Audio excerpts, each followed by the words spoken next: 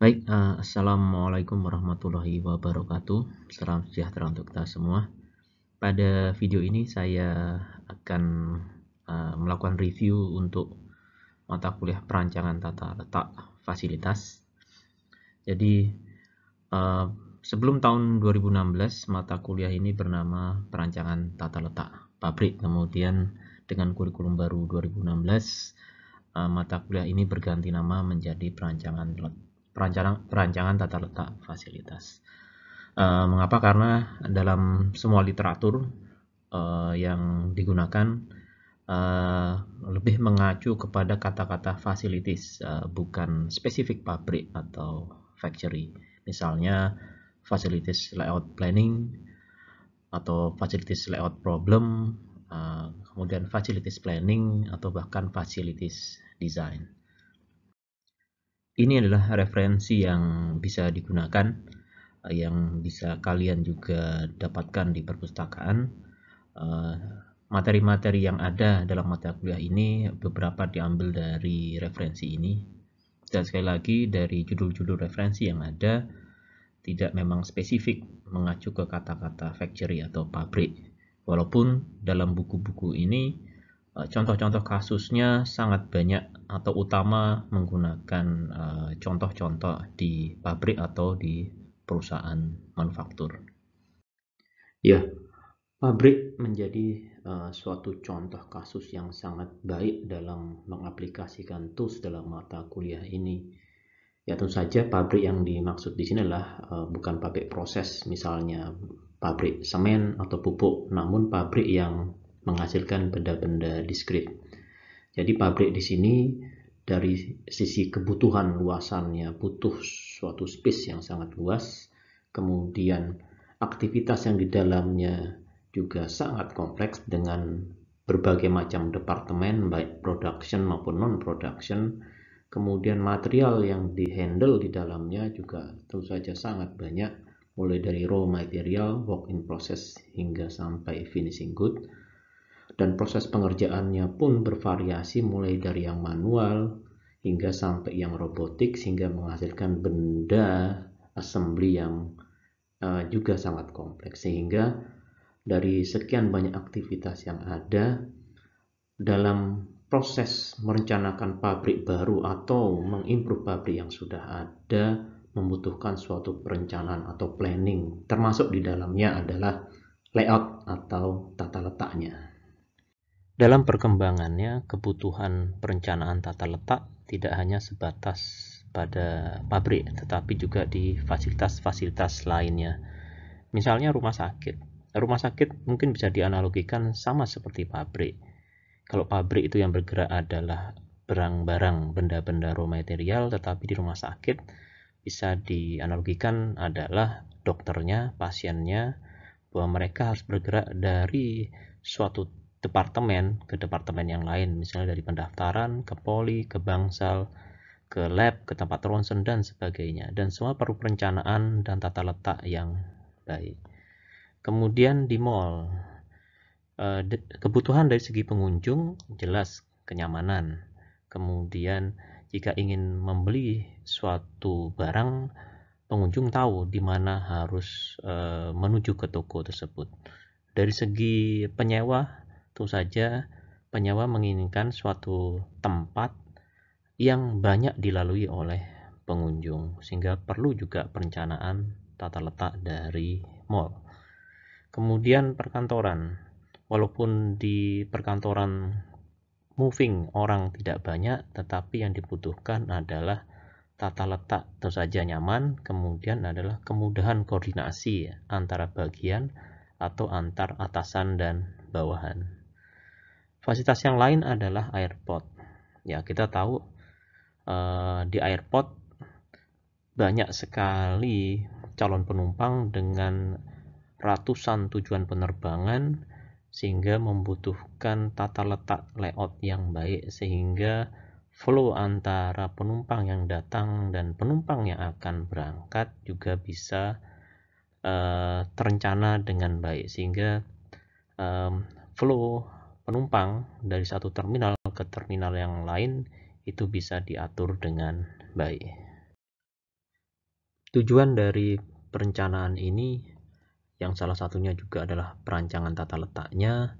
Yang pertama adalah dengan perencanaan yang baik, maka dasar pemilihan equipment termasuk jumlahnya dapat dikalkulasi dengan baik sehingga tidak memunculkan investasi berlebih pada peralatan.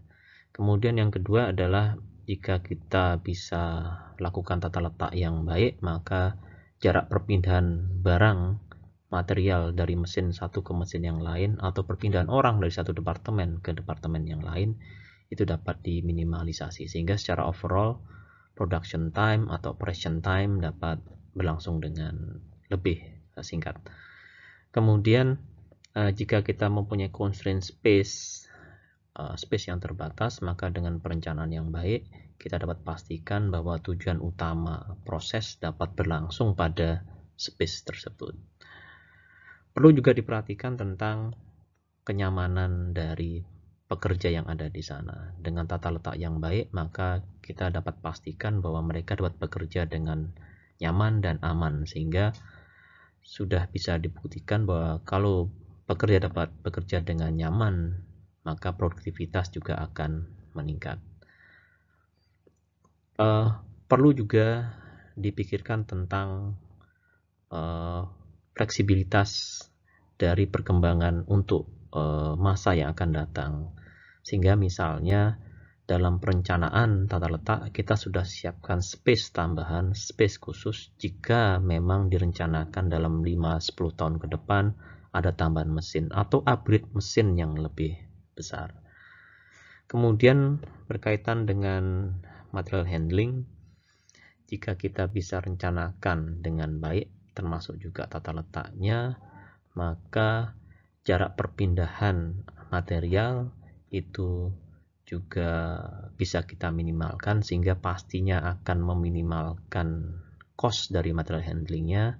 Jika lot size-nya kita bisa samakan size-nya, maka variasi dari tipe material handling juga bisa minimal. Dan yang terakhir adalah bahwa dalam fasilitas atau pabrik juga terdapat orang-orang yang bekerja di bidang administrasi, sehingga perlu difasilitasi space untuk misalnya para direktur, manajer, karyawan, kemudian tempat-tempat yang mendukung itu seperti toilet, tempat ibadah, dan seterusnya. Nah, hal-hal ini juga perlu dipertimbangkan dalam proses perencanaan fasilitas. Di sini saya ingin masuk kepada contoh merancang fasilitas khususnya untuk industri manufaktur. Jadi sebelum kita bisa merancang tata letak industri manufaktur, maka ada data-data yang harus disediakan terlebih dahulu. Yang pertama adalah product design, atau kita harus tahu apa yang ingin kita buat. Tentu saja data tentang produk di sini adalah produk yang sudah final, artinya memang sudah dianalisis desain for manufacture-nya, desain for assembly-nya, bahkan dari sisi ergonomics-nya. Nah, kalau dilihat dari topik-topik ini, tentu saja kalian sudah pernah mendalami dalam mata kuliah sebelumnya. Kemudian yang kedua adalah proses desain, atau di sini adalah informasi tentang bagaimana cara membuat produk tersebut. Jadi informasi tentang part list-nya, kemudian dari sekian banyak part tersebut mana yang dibeli, mana yang dibuat. Jika itu dibuat, maka proses pembuatannya seperti apa, mesin-mesin yang digunakan seperti apa, yang biasanya tergambar dari data root sheet atau OPC-nya, termasuk juga waktu pemrosesan dalam setiap mesinnya. Kemudian yang ketiga adalah schedule design, atau di sini when gitu ya. Jadi data tentang tentu saja strategic planning-nya, misalnya apakah Anda ingin proses produksinya itulah job shop ataukah mass production, make to stock, make to order, kemudian bagaimana lot size-nya, bagaimana strategi dari inventory-nya, jumlah inventory-nya, nah penjadwalan mesinnya. Nah, data-data ini juga diperlukan dalam proses layoutnya nanti, sehingga ketiga data ini, product design, proses design, dan schedule design, harus disiapkan terlebih dahulu sebelum kita masuk ke dalam proses melayout dari fasilitasnya. Dalam perencanaan dan perancangan fasilitas, baik itu di bidang manufaktur atau bidang yang lain, bisa dibagi menjadi sub-sub perancangan. Yang pertama adalah tentang perancangan lokasi dari fasilitas tersebut. Nah, di sini saja penentuan lokasi sangat dipengaruhi oleh letak customer, supplier, misalnya distribution center, kemudian kondisi sosial ekonomi di wilayah tersebut. Nah, di sini kalian maksudnya sudah banyak menggali kasus-kasusnya di mata kuliah riset operasi, misalnya bidang transportation model atau mata kuliah supply chain management. Kemudian perencanaan atau perancangan dari fasilitasnya itu sendiri. Nah, di sini bisa dibagi menjadi beberapa sub perancangan. Yang pertama adalah perancangan facility systemnya. Di sini maksudnya adalah perancangan dari struktur bangunannya, sistem elektriknya, lightingnya, communicationnya, life safety-nya, dan sanitasinya. Nah, di sini banyak teman-teman dari sipil, arsitek, atau teknik mesin yang akan banyak bicara di sini. Kemudian adalah perancangan layout-nya atau tata letaknya. Maknanya adalah bagaimana merancang tata letak dari mesin-mesinnya, peralatan-peralatannya, termasuk pendukung-pendukungnya, gitu ya.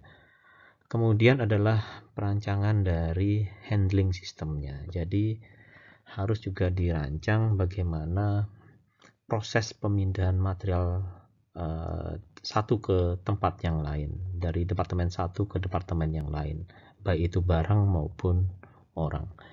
Nah, sini dalam mata kuliah ini maka skopnya adalah di layout design dan handling system design. Ya, di bagian perancangan tata letaknya itu sendiri nanti akan dibagi menjadi dua, yaitu di bagian production dan di bagian non-production. Di bagian production, maka yang ditata adalah semua hal yang berkaitan dengan production secara langsung. Misalnya adalah mesin-mesin, peralatan, kemudian alat-alat pendukung, maintenance, dan sebagainya. Nah, itulah yang masuk ke dalam bagian production. Kemudian yang non-production adalah yang secara tidak langsung mendukung production. Biasanya adalah misalnya bagian administrasi, kantor-kantor, service area, misalnya kantin, toilet, ruang meeting, dan sebagainya. Ya, sekali lagi sebelum kita bergerak menuju proses merancang tata letaknya, maka beberapa data harus disiapkan terlebih dahulu, yaitu tentang perencanaan strategiknya, misalnya tadi perencanaan lokasinya, perencanaan tentang tipe produksinya, kemudian produk, proses, dan schedule design sudah ditentukan terlebih dahulu, kemudian flow, space, dan activity relationship antar departemen sudah ada, termasuk juga kebutuhan personel. Nah, kedua ini akan saya jelaskan di slide berikutnya. Nah, setelah data-data ini kita miliki, barulah kita bisa bergerak ke proses mengenerate alternatif layout yang bisa memenuhi kebutuhan tadi. Sehingga alternatif yang bisa di-generate adalah layoutnya itu sendiri dan juga tipe material handlingnya yang bisa kita generate alternatifnya. Nah, jika kita sudah memiliki banyak alternatif, maka kita bisa lakukan evaluasi. Tentu saja evaluasi di sini bisa kita lakukan baik secara kualitatif, kuantitatif, maupun dengan beberapa perhitungan ekonomik. Di sini saya akan jelaskan lebih detail tentang kebutuhan data mengenai flow, space, dan activity relationship. Jadi flow yang dimaksud di sini adalah bahwa harus tersedia data tentang aliran barang secara kuantitatif dari satu departemen ke departemen lain, atau dari satu mesin ke mesin yang lain. Dan flow di sini harus memiliki satuan unit, gitu ya. Sehingga tergantung pada lot size-nya. Misalnya adalah ada flow sejumlah sekian palet dari mesin 1 ke mesin 2, atau sekian kilogram, sekian keranjang, atau sekian unit, gitu. Itu adalah flow. Kemudian data yang lain adalah tentang luasan. Harus tersedia tentang luasan dari mesin, luasan dari lot size-nya itu sendiri, work in process storage misalnya kalau ada, kemudian material handling yang akan masuk keluar di departemen tersebut, karena tentu saja material handling harus bisa masuk dan harus bisa keluar. Kemudian juga beberapa support area, service area, misalnya space untuk menyimpan alat-alat maintenance atau kebersihan yang berada di sekitar dari mesin atau departemen tersebut. Kemudian adalah data tentang activity relationship. Nah, di sini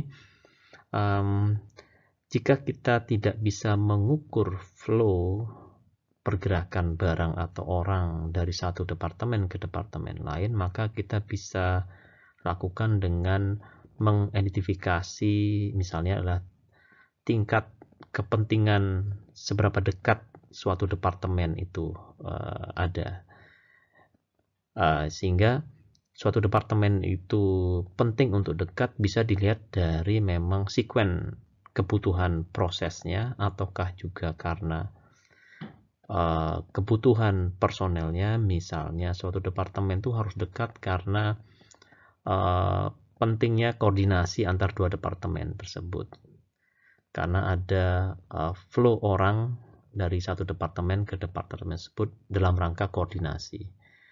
Atau justru karena tidak boleh dekat, karena misalnya ada satu workstation itu ternyata mesinnya menghasilkan suara yang sangat berisik atau suhu yang sangat ekstrim tinggi, sehingga justru dia tidak boleh dekat dengan departemen yang lain. Dan juga bisa bicara tentang control issue, misalnya bahwa satu bagian itu harus dekat dengan bagian tertentu dalam kaitan kemudahan untuk pengawasan. Kemudian adalah kebutuhan dari personel atau orang yang akan bekerja di fasilitas tersebut atau pabrik tersebut. Jadi kita harus memikirkan betul bagaimana membuat karyawan bisa bekerja dengan nyaman, sehingga kalau para pekerja itu merasa nyaman, maka harapannya produktivitas juga akan meningkat. Selain dari mengidentifikasi kebutuhan kebutuhan administrasi, misalnya kantor, ruang meeting, ruang rapat, kita juga harus pikirkan tentang fasilitas lain seperti misalnya kantin. Kantin seberapa besar kantin yang kita akan sediakan, tipe kantinnya seperti apa. Kemudian misalnya tempat olahraga, tempat coffee break, ruang locker, atau justru misalnya parkir. Ya, kalian sendiri juga pasti merasakan kalau Anda pergi ke suatu tempat yang parkirnya susah atau tidak cukup, itu bukan hal yang kurang menyenangkan tentu saja. Dan inilah semua yang Anda harus rencanakan, Anda identifikasi dengan baik, termasuk juga misalnya tempat ibadah dan sebagainya.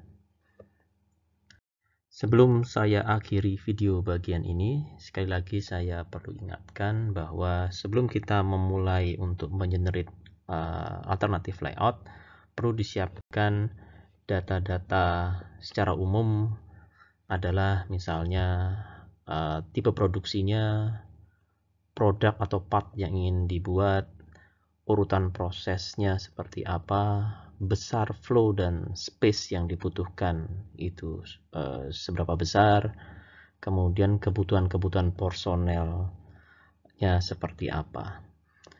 Ya, Demikian video kali ini. Untuk materi berikutnya bisa kalian lihat pada video berikutnya. Terima kasih.